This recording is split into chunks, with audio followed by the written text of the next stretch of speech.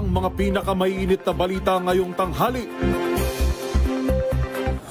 70 anyos na ginang, patay matapos mabangga sa Tondo, Maynila. Committee report ng House Justice Committee sa impeachment complaints laban kay Vice President Sara Duterte. Pinagtibay na ng komite, nakatakdang ipresenta sa plenaryo. Kampo ng dating broadcaster na si Jay Sonsa, nagpiyansa na, kaso pinababasura. Judge na nag-issue ng non-bailable warrant sa kaso nito, nagsorry. Lalawigan ng Albay, nanawagan ng tulong, face mask at food packs sa mga apektado ng pag-alboroto ng Mayon. Sa MBC TV Sports, NU Lady Bulldogs, pinatumba ang UST Golden Tigresses para harapin ang DLSU Lady Spikers sa UAAP Finals. Det Pepito, emosyonal na namaalam sa UST. At sa Showbiz Battle, Bea Milan Wintorsky ng La Union, kinoronahang Miss Universe Philippines 2026.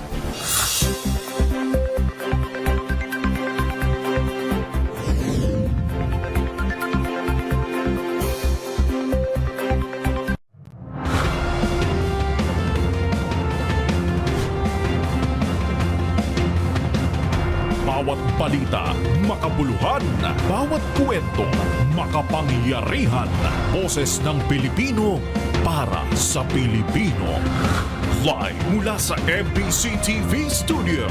MBC TV Network News.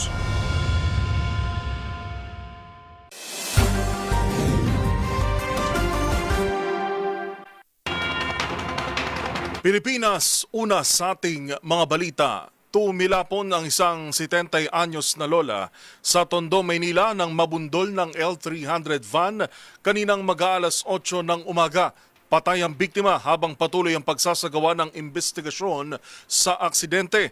Una sa balita, si Boy Gonzales. Isang 70 anyos na babae ang nasawi matapos mabangga ng isang delivery van sa kahabaan ng northbound lane ng Jose Abad Santos Avenue, kanto ng Bangbang Street, Tondo, Maynila, alas 7:50 umaga ng Lunes. Kinilala ng Manila District Traffic Enforcement Unit ang biktima na si Evelyn Terano, may asawa at residente ng Rivera Street sa Tondo. Batay sa paunang investigasyon ng otoridad, binabagtas ng isang Mitsubishi L300 na minamaneho ni Bernie Banga Spalier ang Jose Abad Santos Avenue. Pagsapit ng kanto ng Bangbang ay nabangga nito ang tumatawid na biktima mula Kanluran patung Silangan. Dahil sa lakas ng pagkakabangga, tumilapon mano ang biktima, ilang metro ang layo at agad na dineklarang dead on arrival ng mga responding MDRRMO personnel. Kasalukuyang nasa pangangalaga ng Sanctuary Funeral Services ang labi ng biktima habang nagpapatuloy ang investigasyon ng mga otoridad sa insidente. Para sa MBC TV Network News, ito si Boy Gonzales, una sa Pilipinas, una sa Pilipino.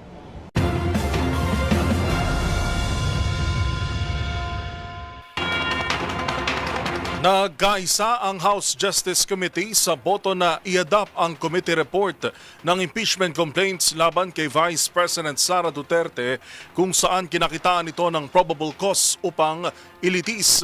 Live mula sa House of Representatives, nakatutok si Milky Regunan. Miss Milky? Well, ikakalendaryo na para matalakay sa plenaryo ang committee report ng House Justice Committee na nagdesisyon na may probable cause ang mga impeachment complaints laban kay Vice President Sara Duterte. Unanimous sa botong 55 out of 55 members ang bumoto sa committee report na nagdeklarang may probable cause na ma-impeach si VP Sara dahil sa culpable violation of the Constitution, bribery, graft and corruption and other high crimes. Sa pag-adapt ng committee report, kasama sa isusumite ang resolusyon at articles of impeachment na magbibigay daan para ma-transmit na sa plenaryo at aprobahan ng lahat ng membro ng Kamara. Sa committee report, sinasabing may basehan ang mga alegasyon kay VP Sara na kinabibilang ng umano'y maling paggamit ng confidential funds, umano'y unexplained wealth, at bandang pagpatay umano kina Pangulong Bongbong Marcos, First Lady Lisa Marcos, at ating House Speaker Martin Romualdez. Sa regulasyon, bibigyan ng kopya ang lahat ng mga mababatas para mabasa ang buong committee report ng House Justice Committee. Sa pagtaya, baka May 11 o sa susunod na linggo, magbobotohan ang mga mamabatas sa plenaryo at kailangan ng 1/3 vote ng mga mamabatas o approximately 106 congressmen ang kinakailangang boto para maitawid o may akyat sa Senado na magsasalbing Senate Impeachment Court sa mga alegasyon at reklamo laban kay Vice President Sara Duterte. Para sa MBC TV Network News, ako si Milk Regunan, una sa Pilipinas, una sa Pilipino. Live mula sa Kamara de Representantes. Maraming salamat, Milky Regunan.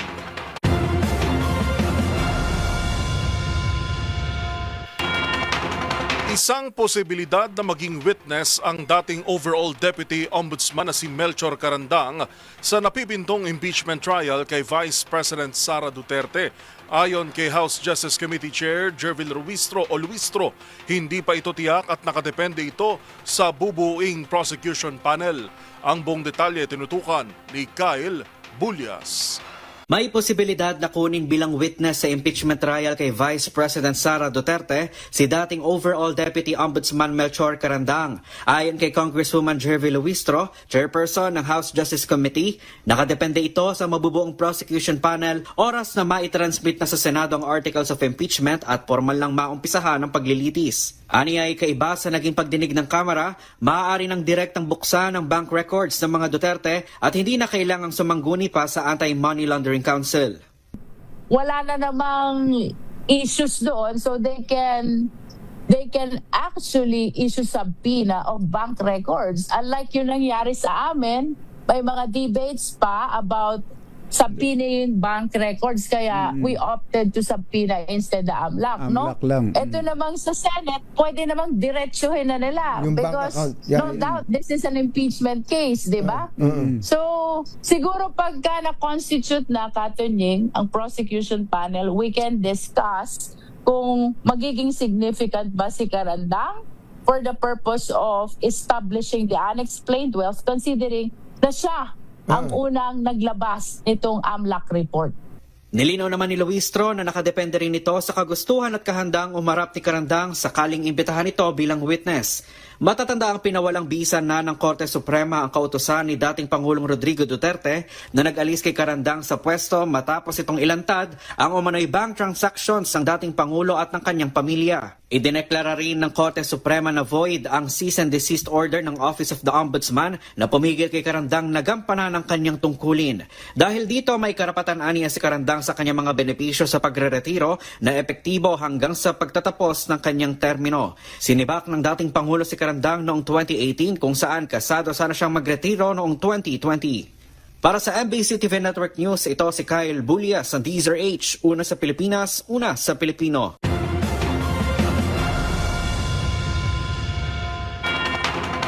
Inirekomenda ni Senate President Vicente Soto III na padalhan ng show cause order si Senator Ronald Bato de la Rosa kaugnay sa inihaing ethics complaint laban sa kanya. Ito'y upang bigyan siya ng pagkakataong maipaliwanag sa gitna ng kanyang mga pagliban sa sesyon ng Senado. Magbabalita si Raymond Dadpaas. Hihingan ng komento ng Senado si Senador Ronald Bato de la Rosa hinggil sa reklamong kanyang kinakaharap sa Senate Ethics Committee. Ayon kay Senate President Vicente Tito Soto III, kanyang irerekomenda sa pulong ngayong araw ng Senate Ethics Committee na hinga ng sagot si de la Rosa sa reklamo laban sa kanya. Sabi ni Soto, kanya lamang itong irerekomenda dahil hindi naman siya ang chairman ng komite, kundi si Senador J.B. Ejercito. Para sa Pangulo ng Senado, kalintulad ito sa inilalabas nilang show cause order sa mga ipinatatawag ngunit hindi dumadalo sa hearing ng Senado. Kailangan magpaliwanag si Senator Bato kung bakit hindi pumabor ang Senado sa hinihingi ng reklamo laban sa kanya. Ngunit nilinaw ni Soto na wala pang desisyon sa hinihinging pagsuspindi sa kanyang sweldo at allowances at hanggang ngayon ay hindi pa naipag-ugnayan sa kanya si Senator De La Rosa. Si SP Soto ang nanguna sa flag raising ceremony kanina sa pagbabalik sesyon ng Senado simula sa araw na ito.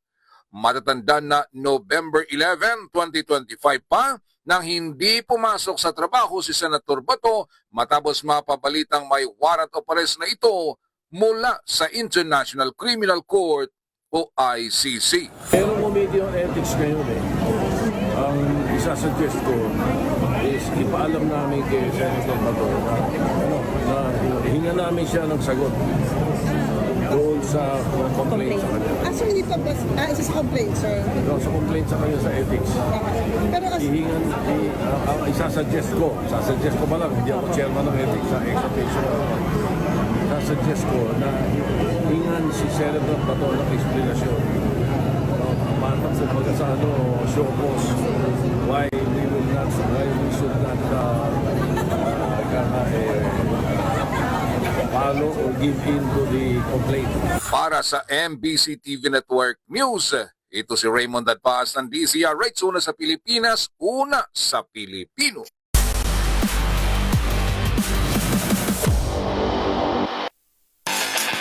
Sa mundo ng volleyball, muling magtatapat ang National University Lady Bulldogs at De La Salle University Lady Spikers sa inaabangang finals ng UAAP Season 88 Women's Volleyball Tournament. Yan ay matapos dominahin ng defending champs na Lady Bulldogs ang UST Golden Tigresses sa step ladder semifinals. Ang mga detalye sa report ni Matchpoint, Millie Borja. Umabante na sa championship round ng National University Lady Bulldogs matapos talunin ang University of Santo Tomas Golden Tigresses in 4 sets sa UAAP Season 88 Women's Volleyball Step Ladder Semifinals nitong Sabado sa Smart Araneta Coliseum. Target ng Lady Bulldogs ang ikatlong sunod na titulo na muling makakarap ang De La Salle University Lady Spikers na naunang nakapasok sa finals matapos walisin ang elimination round. Sa ikaapat na set, bumangon ang NU mula sa 14-18 na pagkakaiwan sa pamamagitan ng 6-0 run upang maaga ang momentum. Bagamat nakapuntos pa ang UST, agad namang bumawi ang Lady Bulldogs sa isa pang 4-0 run hanggang sa makarating sa match point. Nailigtas pa ni Reg Jurado at Angge Poyos ang 2 puntos, ngunit tinuldukan ni Alexa Mata ang laban sa pamamagitan ng isang solid block.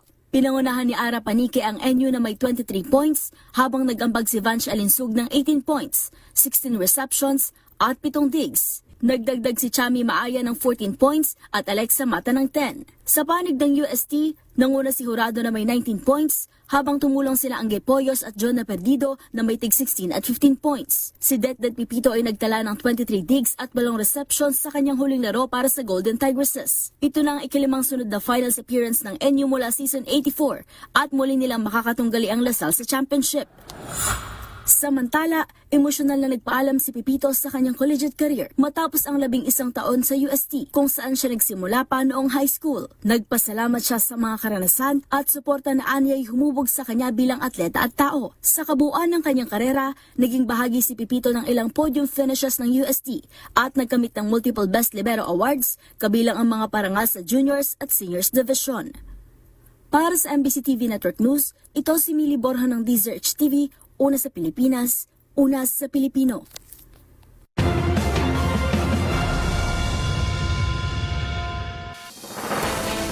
Narito mga balitang dapat ninyong abangan. Hepe ng Pambansang Pulisya inalmahan ang mga alegasyong may problema umano sa kaayusan sa lansangan.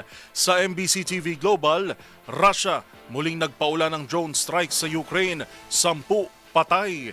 At sa showbiz-spotted SB19, Four of Spades at Sex Bomb nagpasiklab sa Aurora Music Festival. Sarah G, bakit kaya nag-back out? Lahat ng yan sa pagbabalik ng MBC TV Network News.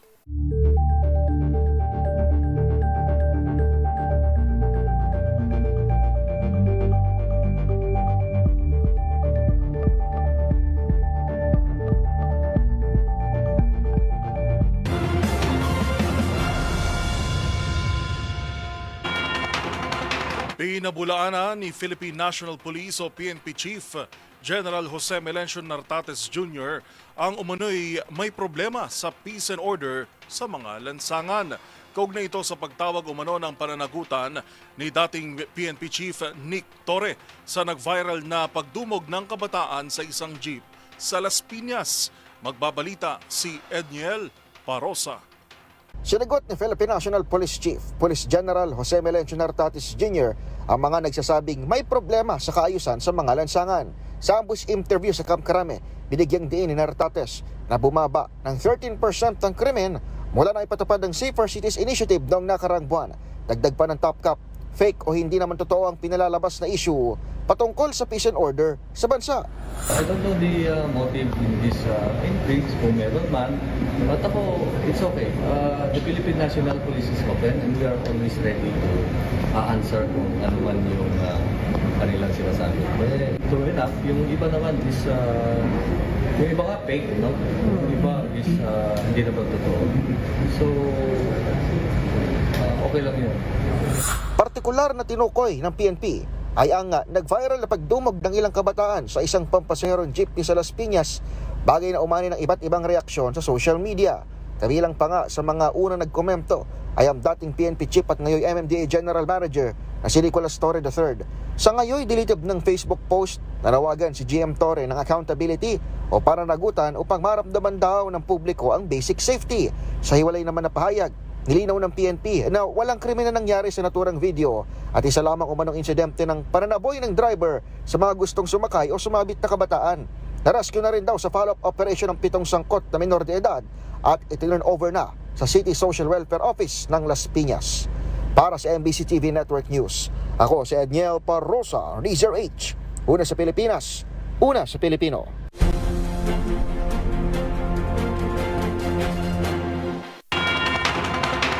Dismissed o tuluyang sinibak sa serbisyo ang isang pulis Maynila matapos mapatunayang sangkot sa panggagahasa sa isang walang malay na biktima na dinala sa isang motel noong Desyembre ng nakaraang taon. Narito ang report ni Rovic Manuel. Sinibak na sa serbisyo ng National Police Commission o NAPOLCOM si Patrolman Joshua Similia Mendoza matapos mapatunayang guilty sa mga kasong grave misconduct at conduct unbecoming of a police officer. Ito ay may kaugnayan sa insidente ng panggagahasa sa isang babaeng biktima na walang malay sa loob ng isang motel sa Maceda Street, Sampaloc, Maynila noong December 4. Ayon sa desisyon ng Commission on Bank, napatunayan ito sa pamamagitan ng mga ebidensya tulad ng testimonya ng saksi, medical legal findings, CCTV footages at salaysay mismo ng biktima na labag sa Republic Act No. 8353 o Anti-Rape Law of 1997. Binigyan diin ng komisyon ang ginawa ni Mendoza na pagpapakita ng kawalan ng moralidad na naglagay sa kanya bilang hindi karapat-dapat manatili sa kanyang serbisyo. Samantala pinawalang sala naman si Patrolman Jehan A. Mendoza matapos na walang makitang sapat na ebidensyang nag-uugnay sa kanya sa nasabing krimen. Ayon kay NAPOLCOM Commissioner Ralph Calinisan, walang puwang sa kapulisan ng ganitong uri ng karahasan at dapat na pananagutin sa batas ang sinumang lalabag dito. Para sa MBC TV Network News, ito si Rovic Manuel ng Deezer HTV. Una sa Pilipinas, una sa Pilipino. Para sa ating ulat panahon ngayong araw ng Lunes, patuloy pa rin ang pag-iral ng easterlies o mainit at maalinsangang hangin mula dagat Pasipiko sa malaking bahagi ng bansa. Inaasahan na tatagal ang epekto nito sa susunod na 2 hanggang 3 araw. Sa huling forecast ng Pag-asa, may namataang Intertropical Convergence Zone o ITCZ na posibleng may mamuong LPA o low pressure area. Wala pa itong epekto sa bansa pero sa Huwebes o Biyernes ay maaring makaapekto sa Visayas at Mindanao. Samantala para naman sa heat index ngayong araw, asahang aabot sa 39 degrees Celsius ang damang init dito sa Metro Manila. Habang pinakamataas naman na damang init sa Dagupan City, Pangasinan na aabot sa 44 degrees Celsius ang heat index.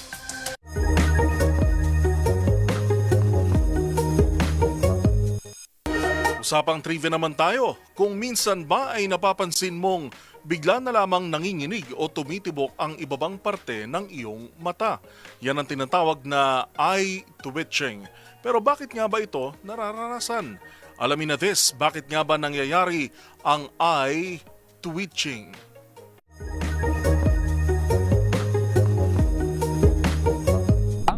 Eye-twitching o myokymia ay ang involuntary na panginginig ng ating mga eyelid. Madalas itong nangyayari kapag pagod ka, kulang ka sa tulog o masyado ka ng stressed. Maaari rin na ito ay dahil sa sobrang caffeine, natutuya ng iyong mga mata o matagal ka nang nakatutok sa iyong screen. Minsan may kinalaman din ito sa kakulangan ng nutrients gaya ng magnesium o potassium na karaniwang nakukuha sa pagkain ng gulay tulad ng spinach at sa prutas naman tulad ng saging. Pero good news, sa karamihan kasi ng mga kaso, harmless ito at kusa ring nawawala kapag nakapagpahinga ka, uminom ng tubig at binawasan mo ang pag-inom ng kape.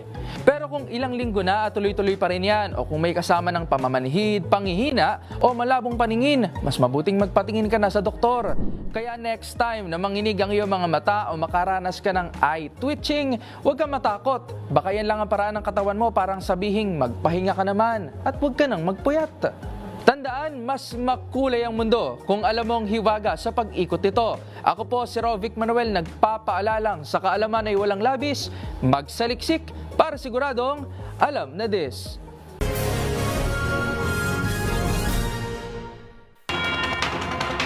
Panibagong airstrikes na naman ang ikinasa ng Russia sa Ukraine kung saan 10 ang nasawi sa isinagawang magdamag na pag-atake.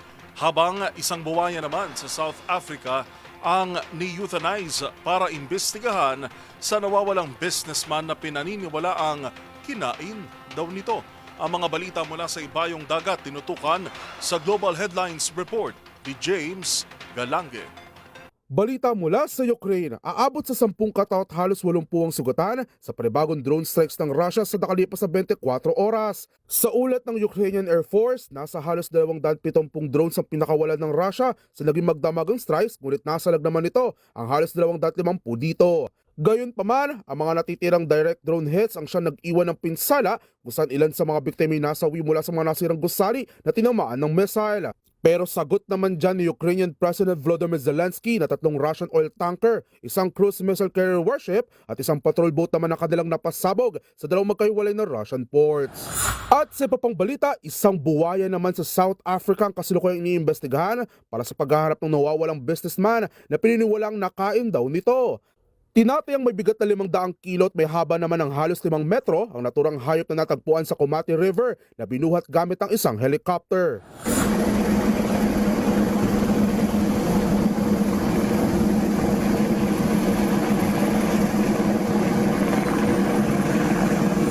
Samantala, binigyan naman ng permiso ang mga otoridad na i-euthanize muna ang naturang wild animal upang ligtas na maisagawa ang naturang operasyon. At yan ang mga nakakalap nating balita mula sa iba't ibang panig ng mundo. Para sa MBC TV Network News, ito si James Galange ng DZRH TV, una sa Pilipinas, una sa Pilipino.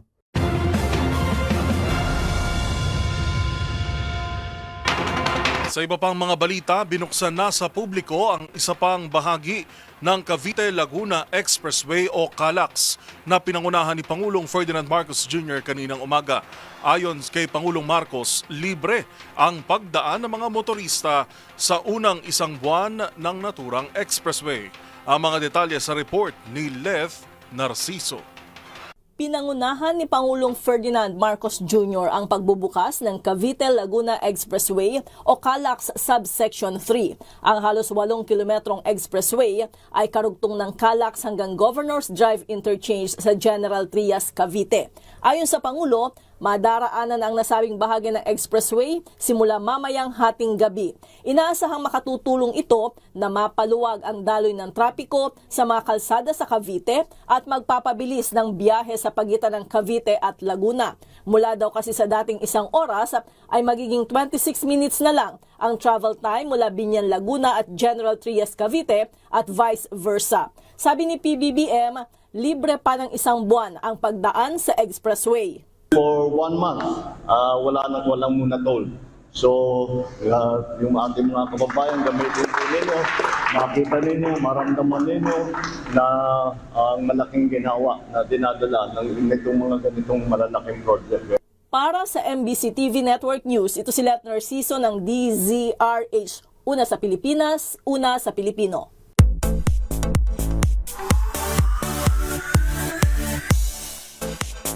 Buhay na buhay ang musikang Pilipino sa pagsasama-sama ng ilang bigating artist sa nagdaang Aurora Music Festival. Ang pagpapasiklab ng Pinoy acts at dahilan kung bakit nag-back out ang popstar royalty na si Sarah Geronimo sa Showbiz Report na ito. Nagsama-sama nitong weekend ang mga bigating OPM and P-pop acts sa ikalimang taon ng Aurora Music Festival sa Clark, Pampanga. Kabilang sa mga nagpasiklab ang P-pop kings na SB19. At bago ang kanilang official debut, nagtanghal din dito ang Sonara, girl group sa ilalim ng 1Z Entertainment. Pinainit din ng Sex Bomb Girls ang stage. Ito ang first time na nag-perform sa Aurora Music Fest ang iconic girl group. Habang nangharana rin ang aura hitmaker na Four of Spades, gayon din ang folk pop band na Ben and Ben. Samantala, ang isa pang headliner ng event na si Sarah Geronimo, hindi naman natuloy ang pagtatanghal dahil sa umano'y health reasons. Sa inilabas na pahayag ng G Productions at Viva, ilang oras bago ang Music Fest, pinayuhan daw ng kanyang doktor ang popstar royalty na magpahinga. Kasunod niyan, humingi naman sila ng tawad sa mga manonood dahil sa last-minute na pagbaback out. Bagamat maraming fans ang nalungkot, ay naunawaan daw nila ang dahilan ng singer.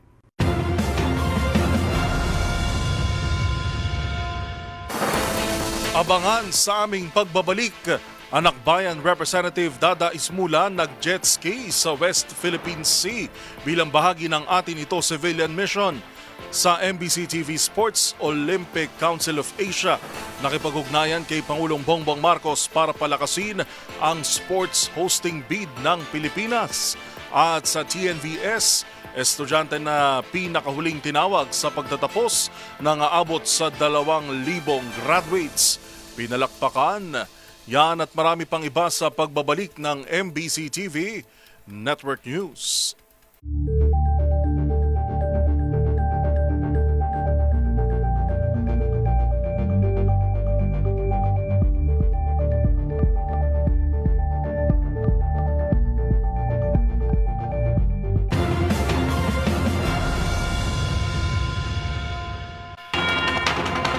Sa pagpapatuloy ng ating balitaan, makasaysayang jet ski ride ang tinupad ng Atin Ito Coalition sa karagatan ng Pag-asa Island bilang pahayag ng karapatan ng bansa sa West Philippine Sea. Pinangunahan nito ni Akbayan Representative Dada Kiram Ismula na bahagi ng kanilang civilian mission sa territorial waters ng bansa. Ang mga detalye ibabalita ni Dustin Bayog. Tinupad na ng Atin Ito Coalition ang pinangako nitong paglayag sa karagatan ng West Philippine Sea sakay ng jet ski habang bitbit ang watawat ng Pilipinas nitong linggo. Pinangunahan nito ni Akbayan Representative Dadag Kiram Ismula kasama iba pang Atin Ito youth volunteers kung sa tinawag itong patriotic jet ski flag ride. Bahagi ito ng kanilang ika-4 na civilian mission sa mga karagatang sakop ng bansa upang ilaban at iyayag ang karapatan sa mga katubigang sakop ng ating soberanya. Sa isang pahayag, sinabi ni Ismula na siya nang tumupad sa pangako na mag-jet ski sa West Philippine Sea na mababatid na isa sa mga naging campaign promise ni dating Pangulong Rodrigo Duterte ng 2016 elections. At sa ika-4 na civilian mission ay sa Pag-asa Island ang focus ng naturang koalisyon kung saan bukod sa makasaysayang jet ski ride ay nagawa rin itong makalapit sa Sandy Cay na naturang isla. Nitong Sabado na narating ng koalisyon ng K2 kung saan nagdanim ito ng bandera ng Pilipinas sa kabila umano ng presensya ng ilang Chinese Coast Guard o CCG vessels. Ang Pag-asa Island ang tinuturing na pinakamalaking isla sa Kalayaan Group of Islands na sakop ng West Philippine Sea at bumubuo sa bahagi ng munisipalidad ng Kalayaan sa Palawan. Samantala sa kaya naturang koalisyon ng MV Kapitan Felix Oca na nakaplano na bumalik sa Maynila sa darating na Martes. Para sa MBC TV Network News, ito si Dustin Baug ng DZRH TV. Una sa Pilipinas, una sa Pilipino.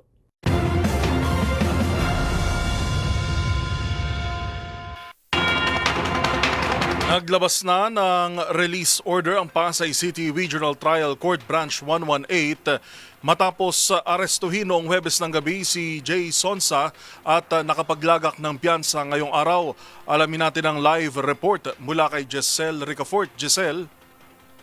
Joel, pansamantalang nakalaya na yung dating broadcaster na si Jason sa matapos ng arestuhin ng mga otoridad noong araw ng Huwebes. Kinumpirma ni NBI Director Attorney Melvin Matibag ngayon lamang na naproseso na yung 10,000 nitong bill.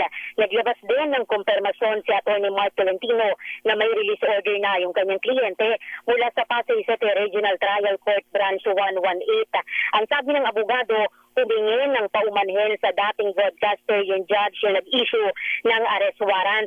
Tumayo daw yung presiding judge kanina sa pagsimula ng hearing para humingi ng dispensa sa naging pagkakamali ng korte. Kaugnay ito ng error doon sa arrest warrant kung saan nakasaad na not bailable yung kaso ni Sonsa kahit bailable naman.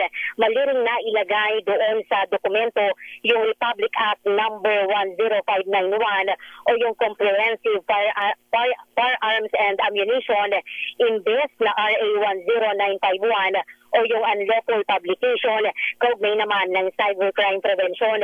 Sa kabila nito, walang balak yung kampo ni Sonsa na magkasa ng anumang legal action dahil hindi naman daw korte yung kanilang kalaban. Huwebes lang i-issue nga ni Pasay RTC Branch 118 Judge Rowena Nieves Adenatan yung arrest warrant laban sa dating mamamahayag. Pakinggan natin. Si judge natin, humingi siya ng paumanhin. So, this, in my long time of practice, ngayon ako narinig na isang judge tumayo, very humble enough, humingi ng paumanhin na sa pagkakamali nila. Pagkakamali ng court na because of that pagkakamali, na-deprive ang liberty ng isang presumed innocent na tao. Hindi pa convicted si Jason Sa. He is presumed innocent. He has the right to due process. But despite the presumption of innocence, nakulong siya for 4 or 5 days. Until now, nasa kulungan pa because of sa pagkakamali. Matatandaan na pinusasan yung dating broadcast journalist sa kaso na unlawful publication na kaugnay ng Cybercrime Prevention Act of 2012 dahil sa umano'y pagpapakalat ng peking medical record ng Pangulong Bongbong Marcos Jr. Ito si Giselle Ricafort para sa DZRH, una sa Pilipinas, una sa Pilipino. Maraming salamat, Giselle Ricafort.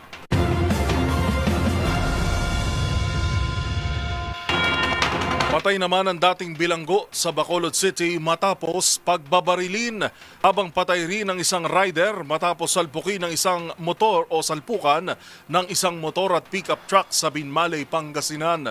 Yan at ang iba pang mga rumarapidong balita mula sa probinsya, hatid ng iba't ibang istasyon sa ilalim ng MBC Media Group.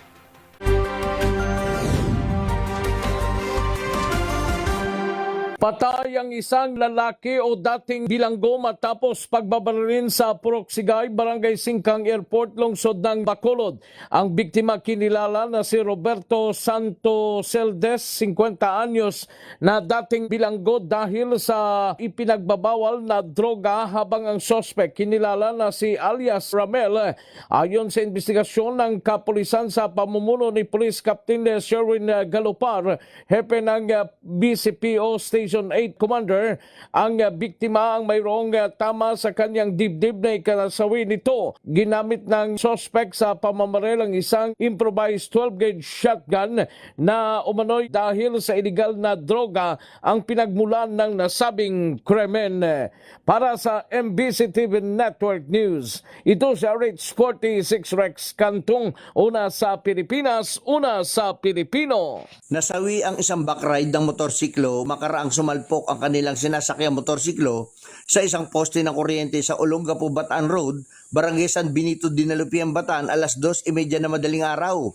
Batay sa ulat, minamaneho ng 21 anyos na residente ng Olongapo City ang 2025 matte dark gray Yamaha Mio Gear nang bigla itong kumabig pa kanan at sumalpok sila sa poste ng kuryente. Ang kanyang backride na edad 28 anyos ng Dinalupian, Bataan ay nagtamo ng matinding pinsala. Agad na rumespondi ang pulisya at dinala ang mga biktima sa Jose Payumo Jr. Memorial Hospital, subalit idiniklarang patay ang backride nito, samantalang patuloy ang investigasyon sa naganap na insidente. Para sa MBC TV Network News, RH37, Danny Gumilang, Una sa Pilipinas, una sa Pilipino. Hindi na umabot ng buhay sa paggamutan ng 31 anyos na binata security guard na residente ng Binmali, Pangasinan matapos itong magtamo ng malubhang sugat sa katawan ng bumangga ang minamanihong motorsiklo sa kasalubong na pick-up. Batay sa ulat ni Binmali OIC Chief of Police Lieutenant Colonel Lester Saigo, alas 4:30 ng madaling araw binabagtas ng motorsiklo ng biktima ang Provincial Road sa Barangay Kamalay. Pagdating sa palikong bahagi ng daan, pumasok kumano ito sa linya ng kasalubong na pick-up na minamaniho na isang 57 anyos na lalaki na residente ng nasabing bayan dahilan ng kanilang banggaan. Agad nadala ng MDRMO ang biktima sa Lingayen District Hospital, subalit idineklarang din doon arrival na ni Dr. Mark Harvey Tandok ang duty physician. Ang pick-up driver naman ay nagtamo lamang ng minor injury na ngayon ay nasa kustodiya ng Binmali Police Station para sa kaukulang disposisyon. Mula sa Action Radio Pangasinan para sa MBC TV Network News, ito si Freddy Fajardo, Aristartet, una sa Pilipinas, una sa Pilipino. Matapos ang matagumpay ng marijuana eradication operation, naabot sa 31.3 milyong piso ang halaga ng tanim na marijuana ang nawasak, agad na nagsagawa ng tree planting activity ang mga operatiba ng Cordillera PNP sa Mount Makagoong na nasa hangganan ng Barangay Saklit sa Sadanga Mountain Province at Barangay Buskalan sa Tinglayan, Kalinga. Ang tree planting activity sa naturang lugar ay bahagi ng rehabilitasyon ng kabundukan. Ayon sa Cordillera PNP, tugon ito sa matinding epekto ng ilegal na pagtatanim ng marijuana sa kapaligiran. Nabatid na isa sa dahilan ng pagkasira ng kagubatan sa Mount Makagoong ay ang kaingin o pagsusunog sa bahagi ng bundok upang gawing taniman ng marijuana. Nagdudulot ito ng pagkakalbo ng kabundukan at tumataas ang panganib ng soil erosion at landslide lalo na sa panahon ng tagulan. Sa pamagitan ng pagtatanim ng puno, layunin ng ProCar na simulan ang muling pagbuhay sa napinsanang kagubatan at maibalik ang likas na balanse ng kapaligiran sa lugar. Kaugnay nito, nananawagan ang Cordillera PNP sa publiko na makiisa hindi lamang sa kampanya laban sa iligal na droga, kundi pati na rin sa pangangalaga ng kalikasan upang mapanatili ang kaligtasan at kabuhayan ng komunidad sa hinaharap. Para sa MBC TV Network News, ito si Romy Gonzalez, una sa Pilipinas, una sa Pilipino. Nasamsam na mga otoridad ang tinatayang 34,000 halaga ng hinihinalang shabu sa isinagawang search warrant operation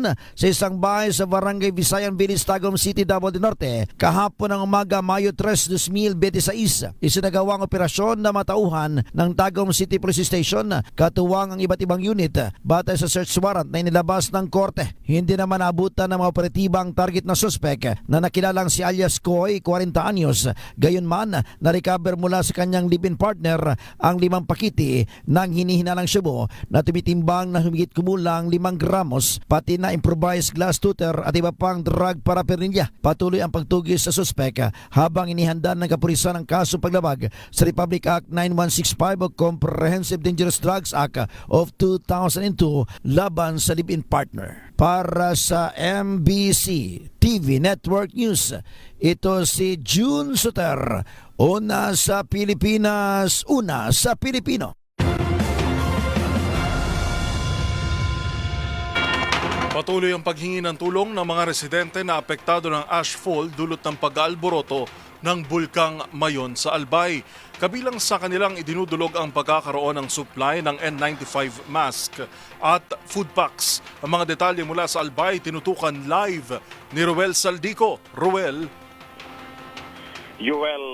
Nanawagan ang gobernador ng Albay na si Gobernador Noel Rosal banging ang mga alkalde ng Ginubatan at Kamalig at ilang mga barangay council na nangailangan ngayon ng N95 face mask at maging mga food packs sa ating mga kababayan na mga residente.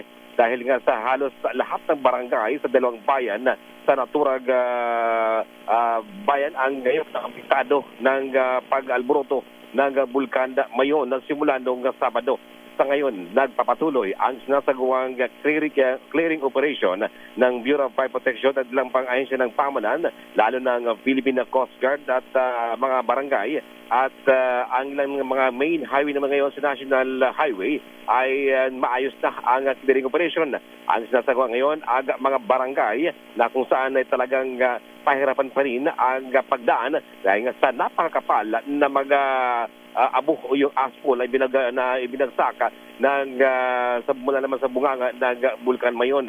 Sa ngayon, nagpapatuloy ang ginagawang pag-ikot ng Department of Social Welfare Development, DSWD, upang masiguro ang mga pagkain na ngayon ay nadagdagan pa ang mga evacuees sa Baga Evacuation Center. Yung ating update live mula dito sa Bicol, ito si RH18 Ruel Saldico, una sa Pilipinas, una sa Pilipino. Maraming salamat, Ruel Saldico.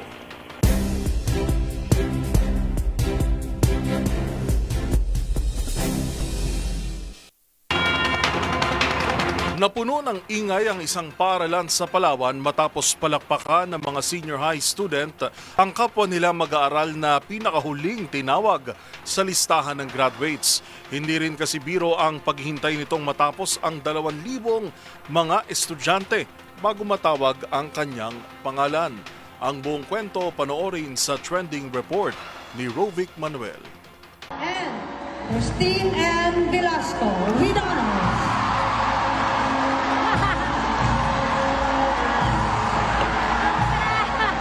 Napuno ng palakpakan ng isang venue na ito sa Palawan National High School sa gitna ng kanilang ginaganap na graduation noong April 2. Nagmistula kasing highlight ng event ang isang estudyante na pinakahuling tinawag sa listahan ng senior high graduates. Ang apelido kasi nito ay Velasco, kung kaya sa alphabetical order ng pag-award at pagbibigay ng diploma sa mga estudyante ay siya ang pinaka-nasa dulo. Matapos kasi ang matagal na paghihintay at pagtawag sa nasa 1,844 student ay natapos rin ang awarding. Dahil dito, masayang naghiyawan at palakpakan ng mga estudyante at makikita rin sa video ang ilang mga guro na nagpa-picture pa sa naturang senior high graduate na huling tinawag. Umani naman ang ilang hirit mula sa netizens ang viral video na yan na pinost ng uploader na si Cherfat sa TikTok. Ani ng ilan, dapat daw talaga napalakpakan ito dahil sa tagal nitong paghihintay sa libong mga pangalan ay sa wakas, it's her turn na. Marami rin ang humanga at nagpaabot ng pagbati dahil itong si Velasco ay may with honors award din sa kanilang pagtatapos. May ilan ding humirit na maski sila ay nakarelate sa naturang estudyante dahil sa kanila ring apelido na talagang pangdulo. Sa ngayon, mayroon ng halos 5 milyong views ang viral video na yan sa TikTok. Para sa MBC TV Network News, ito si Rovic Manuel ng DZRH TV. Una sa Pilipinas, una sa Pilipino.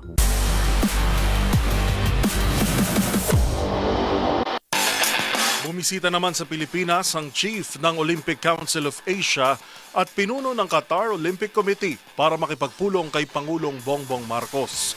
Ang kanilang mga tinalakay sa naturang courtesy call, ihatid ni Matchpoint Millie Borja. Nakipagpulong si Sheikh Johan bin Hamad Al Thani, Pangulo ng Olympic Council of Asia at pinuno ng Qatar Olympic Committee kay President Ferdinand Marcos Jr. sa Malacanang Palace. Ayon sa palasyo, tinalakay sa pulong ang pagpapalakas ng kooperasyon sa larangan ng sports development, pagpapalawak ng ugnayan at pagtulak ng mga oportunidad para sa Pilipinas na mag-host ng iba pang Asian-level competitions. Dumalo rin sa courtesy call sila Philippine Olympic Committee President Abraham Tolentino at Philippine Sports Commission Chairman Patrick Gregorio. Magugunit ang bago ang naturang pagpupulong, formal na tinanggap ng Pilipinas sa pamamagitan ni Tolentino ang OCA flag sa closing ceremony ng Asian Beach Games bilang hudyat ng nalalapit na pag-host ng bansa sa 2028 edition na gaganapin sa Cebu. At yun ang mga latest updates sa mundo ng sports. Para sa MBC TV Network News, ito si Millie Borja ng DZRH TV, una sa Pilipinas, una sa Pilipino.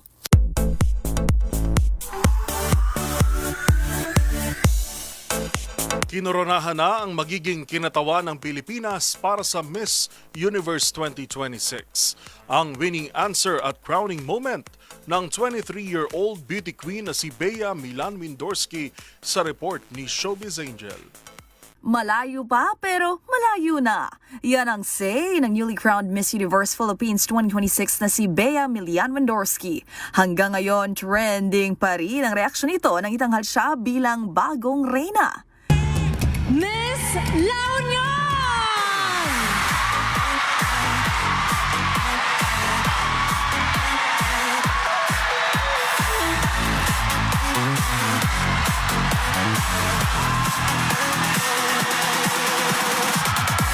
Tumatak nga ang linyang I promise to be a public servant for all sa winning answer ng 23-year-old beauty queen sa tanong na many Filipinos are getting frustrated with the country. For you, why is it still worth it to represent the Philippines on the global stage? The Philippines is something and a place that I've been in love with my whole life. Growing up in a predominantly non-diverse part of the United States, I was identified as Filipina first and foremost. I often had to point where the Philippines was on a map to my peers, and I always felt a sense of belonging and home. I chose to pack my life into balikbayan boxes and suitcases because I believe in the limitless potential of the Filipino people and the fact that we need to create local opportunities here so that people don't have to go abroad and be separated from their families in order to survive and thrive. If I were given the title of Miss Universe Philippines, I promise to be a public servant for all. Thank you so much, Miss La Union. Bukod sa pagiging modelo, human rights activist at environmental advocate, si Wendorsky ay isang aspiring lawyer. Kabilang naman sa mga nagpaabot ng pagbati ang mga dating Miss Universe na sina Pia Wurtzbach at Catriona Gray. Samantala, isa rin sa mga highlight ng Coronation Night ang final walk ni Miss Universe Philippines 2025, Maria Tisa Manalo. Sa Nobyembre, susubukang masungkit ni Wendorsky ang sanay ika-5 korona ng bansa sa Miss Universe pageant na gaganapin sa Puerto Rico.